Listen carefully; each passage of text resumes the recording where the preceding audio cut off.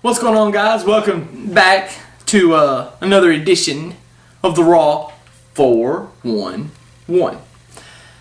I am Chris Chaos. I am not in the mood, and I am just going to do this because I have to.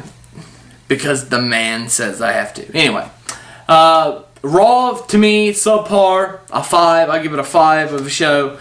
CM Punk, John Laurinaitis starting off the show. Nice, good verbiage. Not great, but it was good. Dolph Ziggler, CM Punk, champion. One of the best matches I've seen all year on Monday Night Raw. And for those of you who don't know, Dolph is ready. I can't say that enough. Dolph is ready. He could be champion tomorrow, and it makes sense. For those of you who keep doubting me, you're dumb. You're retarded. Shut the fuck up. Now, let's move on to Zack, Ryder, Alberto, Del Rio. Solid match for Raw. I mean, it wasn't fantastic. Wade Barrett and Kofi Kingston had a much better match than that. Big Show, his whole spiel, whatever. I mean, we have to have Mark Henry's side of things. For the simple fact, I just hope this feud ends really soon. I know they're going to do the match at TLC. I hope it ends there because it really needs to. This feud is not very entertaining.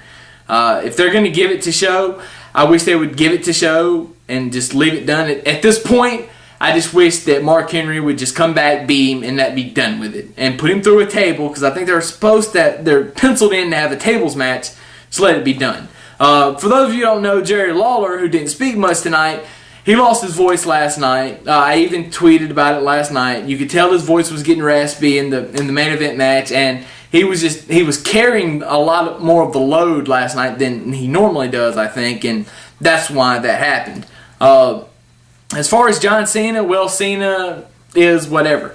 I did tweet out earlier, I said I'm going to become the biggest Cena mark just to piss people off, but, you know, I'm not really going to do that. And I even had somebody call me out. I see you, Eugene. Anyway, The Miz, Truth, that whole thing, I hope that it elevates The Miz back to where he needs to be. For those of you who don't know, when Evan Bourne got suspended, there was supposedly, this is what came out last night after the pay-per-view, one of the main eventers last night also got busted, but only had to pay a $2,500 fine. So now it's coming out that it was Truth. So he'll probably be suspended tomorrow or worse. Let's hope not, but you know, at this point, does it even really matter? The Kane vignette was good. I hope Kane comes back, feuds with Henry.